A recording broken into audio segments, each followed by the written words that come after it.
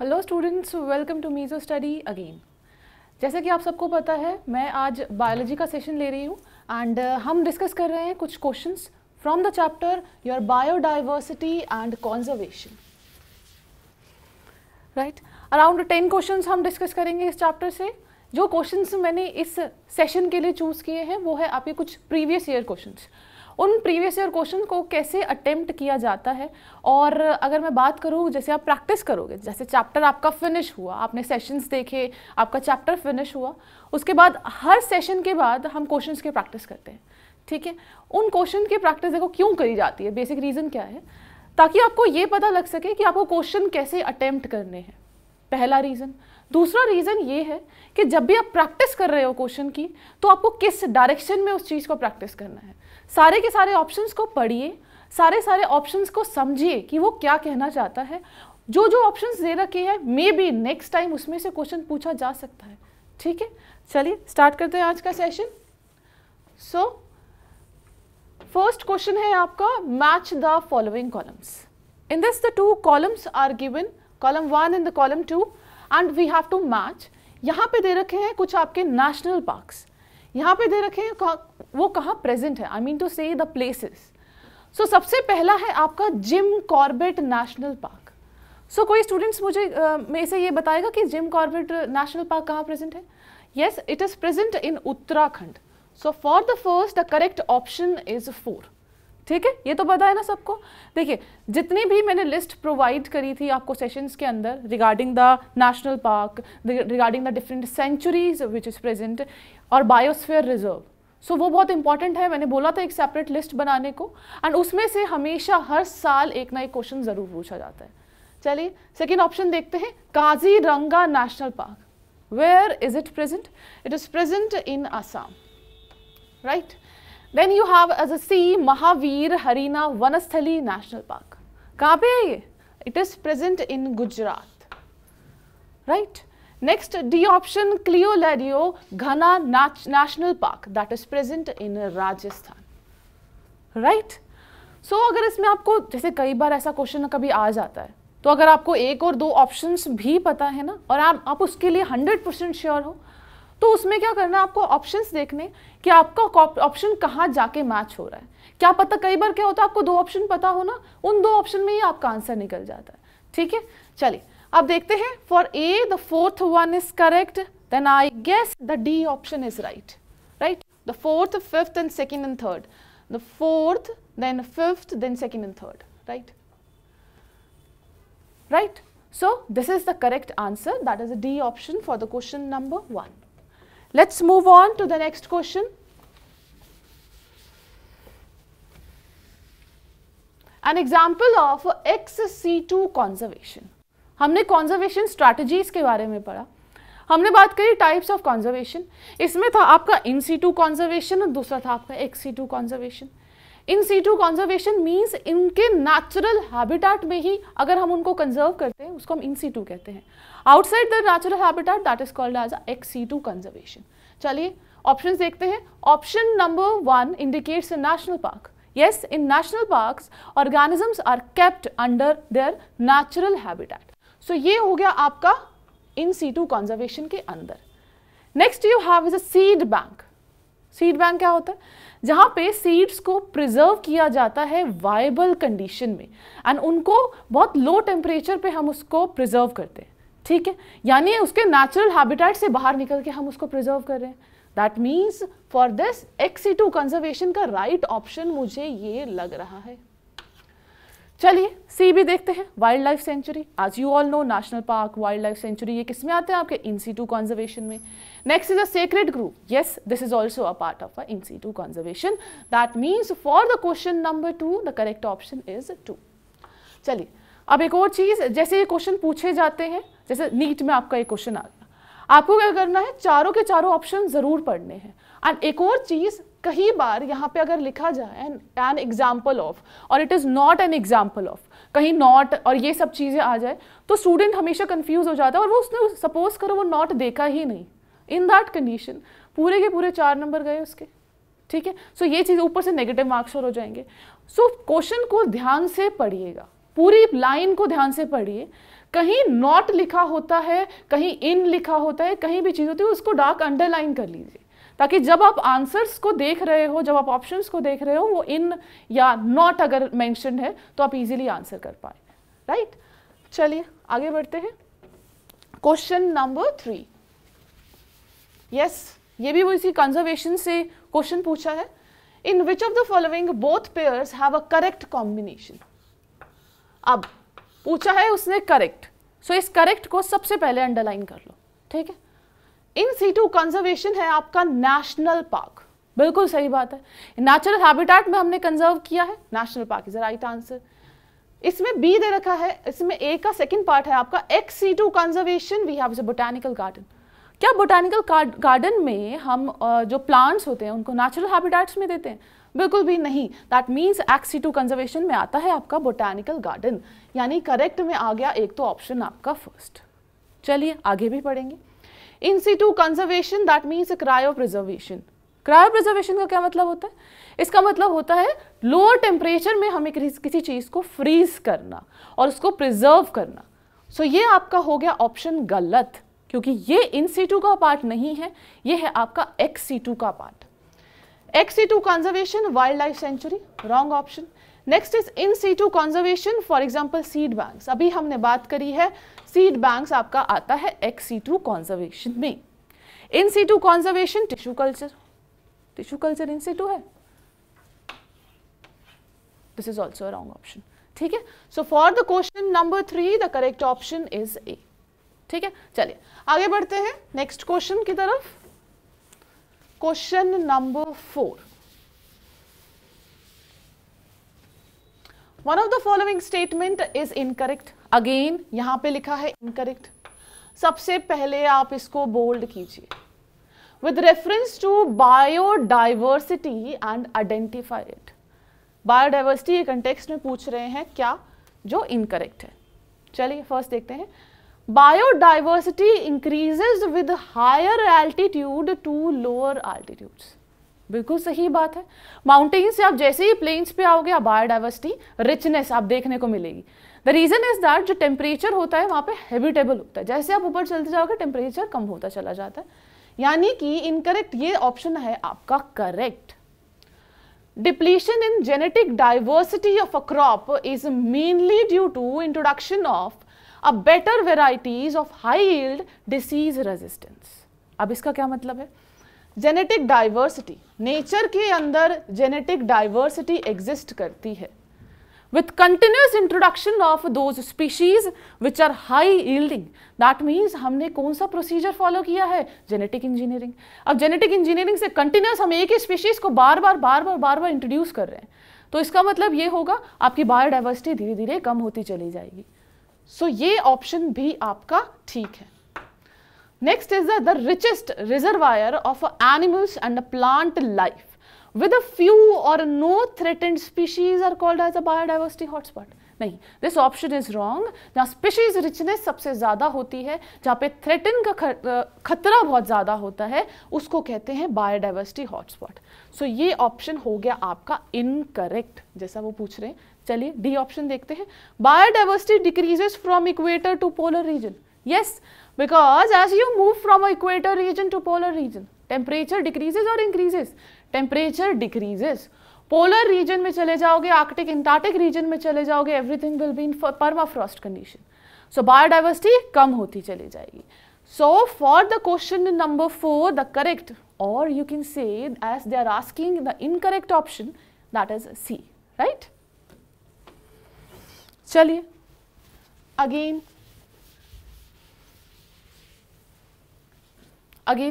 now they are asking about a date, 5th of June is celebrated as।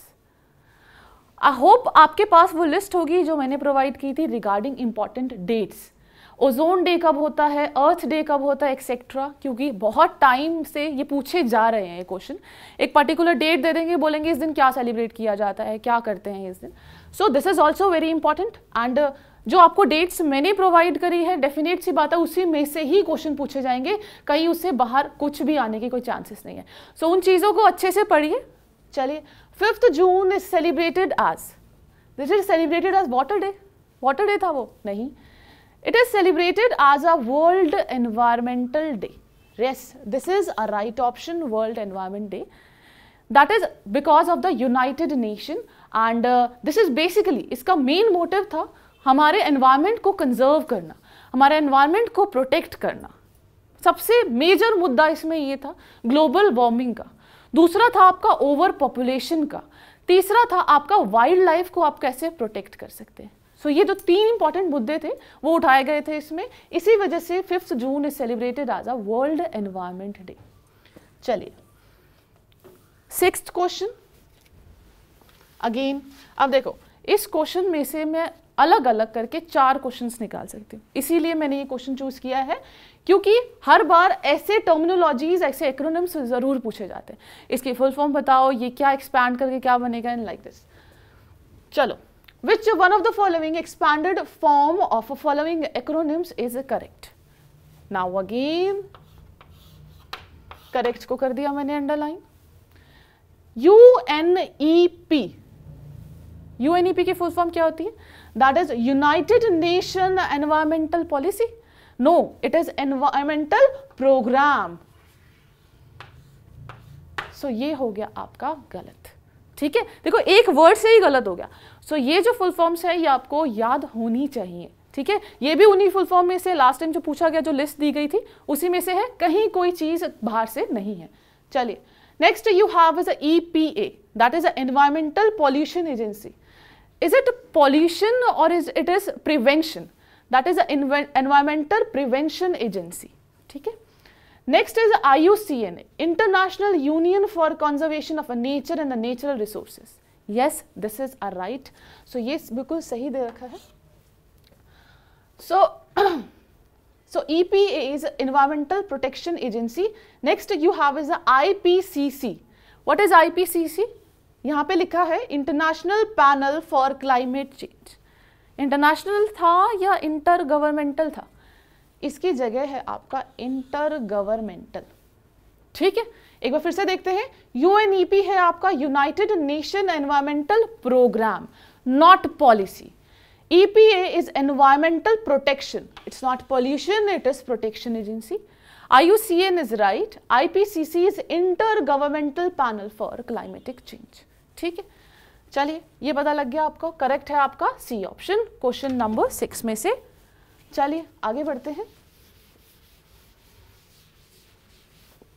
According to IUCN Red List, what is the status of a red panda?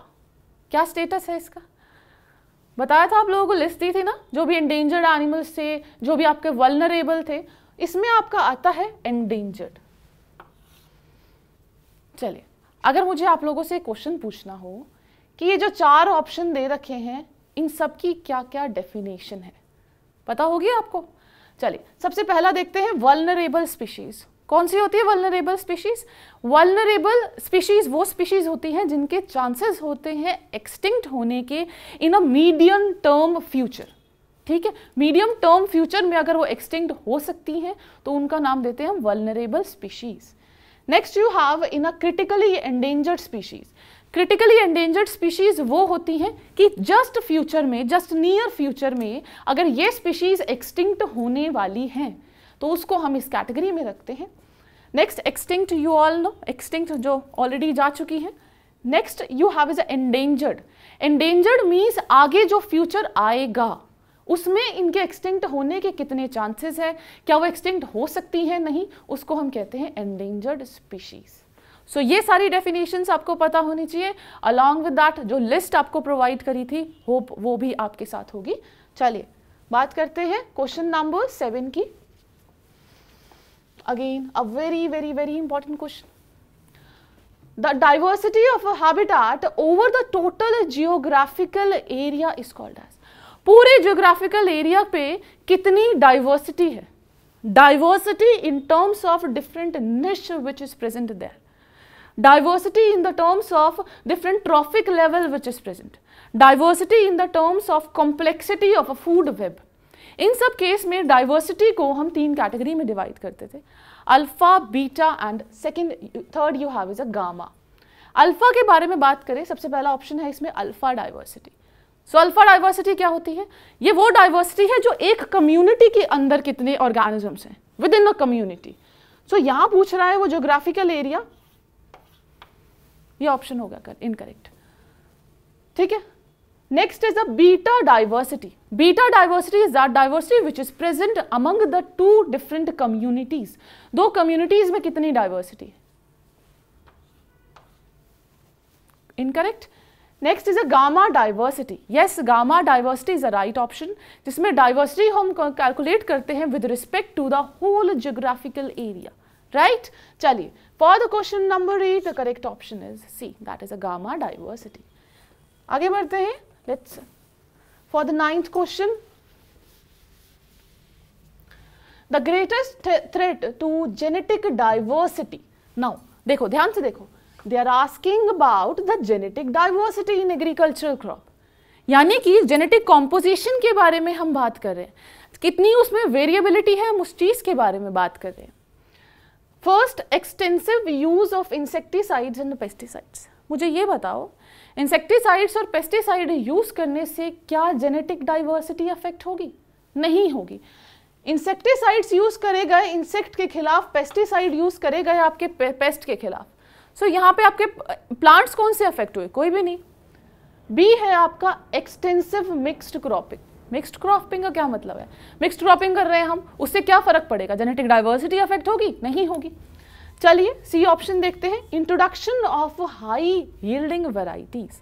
That means ये बात कर रहे हैं उन varieties की जिनको हमने biotechnology के थ्रू, जिनको हमने जेनेटिक इंजीनियरिंग के थ्रू प्रिपेयर किया है। अगर हम हाई यील्डिंग वेराइटीज को कंटिन्यूस यूज करते चले जाएंगे तो क्या होगा? ओवरऑल जो डाइवर्सिटी है वो धीरे धीरे कम होती चली जाएगी। ठीक है, so that means C option is correct. आगे देखते हैं, डी ऑप्शन भी पढ़ेंगे जरूर। Extensive use of fertilisers. अरे फर्टिलाइजर्स यूज करने से तो आप क्रॉप उगा रहे हो, उनकी प्रोडक्टिविटी बढ़ा रहे हो, इसमें यहाँ पे जेनेटिक डाइवर्सिटी का क्या मतलब है? ठीक है, देखो ऑप्शंस सारे करेक्ट है, with respect to genetic diversity कौन सा करेक्ट है ये आपको ढूंढना है। इसीलिए मैं हमेशा कहती हूँ क्वेश्चंस को बहुत आराम से धीरे से पढ़िए, समझिए उस चीज को। So for the 9th question the correct option is C. आगे बढ़ते हैं towards the last question. Select the correct statement about biodiversity. Again. Now, the desert areas of Rajasthan and Gujarat have a high level of desert animal species as well as numerous rare animal. कभी पढ़ा है ऐसा? कभी मैंने बताया sessions आपके इतने सारे ले लिए, चैप्टर हमने फिनिश किया, कहीं ये पढ़ा है कि वहाँ पे रेयर एनिमल सबसे ज़्यादा होते हैं? This is wrong. देखो कोई भी चीज़ आपके एनसीईआरटी से बाहर आए, देखो 90% जो क्वेश्चंस हैं वो आपके पूछे जाएंगे एनसीईआरटी के अंदर से। एनसीईआरटी की अगर आपने एक एक लाइन पढ़ ली, डेफिनेट सी बात है आपका नीट क्वालिफाई ही क्वालिफाई है, अच्छे नंबर से क्वालिफाई करोगे उस चीज़ को। सो आपको एनसीईआरटी पे सबसे ज़्यादा फोकस करना है, ठीक है। एंड हमारा प्राइम फोकस ये होता है कि एनसीईआरटी का एक एक वर्ड हम आपको पढ़ा दें। वो जो चीज़ है, कई बार देखो एनसीईआरटी अगर एक पढ़ने जाए, बहुत ही स्टैंडर्ड की बुक है, बहुत अच्छी बुक है, बट हर किसी को इतनी इजीली समझ में नहीं आती। हमारा मोटिव ये रहता है एनसीईआरटी को बहुत सिंप्लीफाई करके हम आपको चीज़ें समझाएं, एक एक वर्ड का मीनिंग आपको समझाएं, क्योंकि एनसीईआरटी कर ली तो डेफिनेट सी बात है आपका पूरा का पूरा बेस क्लियर हो गया।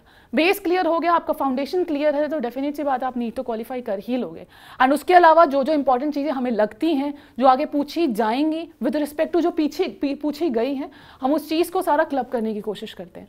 चलिए बी ऑप्शन देख लेते हैं। Large scale planting of a BT cotton has no adverse effect on biodiversity. Now large scale production, अब ये बीटी कॉटन क्या है? बीटी कॉटन का क्या मतलब है? दैट मीन्स ये है जेनेटिक इंजीनियरिंग क्रॉप्स, राइट। इनका कोई इफेक्ट नहीं है बायोडाइवर्सिटी पे, बिल्कुल है। मैंने बात करी है जेनेटिक डाइवर्सिटी के बारे में, and they are asking about the correct, so this is also wrong option. Western Ghat have a high degree of species richness and endemism. Yes, Western Ghat को species richness के लिए बहुत famous कहा जाता है, हॉटस्पॉट है ये biodiversity का। सो ये तो करेक्ट ऑप्शन है। लास्ट देखते हैं, conservation of biodiversity is just a fad pursued by the developed countries. ये ऐसा कुछ नहीं है। So for this the question number 10 the correct option is C. So students, हमने कुछ 10 क्वेश्चंस डिस्कस कर लिए, होप आपको समझ में आया होगा। ऐसे ही आपको और भी क्वेश्चंस की प्रैक्टिस करनी है, प्रैक्टिस करिए। हमारे प्रैक्टिस क्वेश्चन पेपर्स होते हैं, वहाँ पे देखिए क्वेश्चंस, आपकी प्रैक्टिस करिए। जहाँ भी कोई डिफ़िकल्टी आती है डाउट क्लियरिंग में सेशंस में आप पूछिए उन क्वेश्चंस को, हम उस चीज़ का ज़रूर आंसर करेंगे। एंड कोई भी प्रॉब्लम आती है, इनफैक्ट आप क्या कर सकते हैं, आपको वेबसाइट तो पता है हमारी mesostudy.com, उस पर जाइए, उस पर फ्री लेक्चर्स अवेलेबल हैं, उन फ्री लेक्चर्स को देखिए। देखो, जहाँ से जो चीज़ें अच्छी मिल रही होती हैं उस चीज़ को गेन करने की कोशिश करिए, ठीक है। आपको अच्छा लगता है, इनफैक्ट अभी तो हमारे पे बहुत एक्साइटिंग ऑफर्स चल रहे हैं उस चीज़ को, लाइक एक स्टूडेंट एक लाइफ वो होती है जब हम लोगों के पास इतने पैसे भी नहीं होते, हम चाहते हैं कि हम बहुत ही कम खर्चे में बहुत कुछ पाले इन द टर्म्स की हमें सबको नीट क्वालिफाई करना है, IIT क्वालिफाई करना है। सो आप, एक और बात होती है, आप कोचिंग इंस्टीट्यूट जाते हो, कितना ज़्यादा टाइम वेस्ट होता है आपका, 1 घंटा जा रहे हो, 1 घंटा आने में लगा रहे हो, कितना टाइम वेस्ट होता है। सो बेटर वीडियोस आप घर बैठे देखिए, आप कुछ भी कर रहे होते हैं। एक सबसे बड़ा रीज़न पता है क्या होता है, जब आपको किसी को इग्नोर करना होता है, आप किसी की बातें नहीं सुननी होती, कान में हेडफोन्स लगाइए और उस वीडियोस को देखना शुरू करिए। तो क्या होगा, 2 काम हो जाएंगे, एक तो आपको वो चीज़ें याद भी हो जाएंगी, और दूसरी बात, आप उस इंसान को इग्नोर भी कर दोगे। सबसे बड़ी बात ये होती है। सो होप आपको आज का सेशन समझ में आया होगा। क्वेश्चंस की प्रैक्टिस ज़रूर करिएगा, and take care of yourself, and thank you so much students for watching this.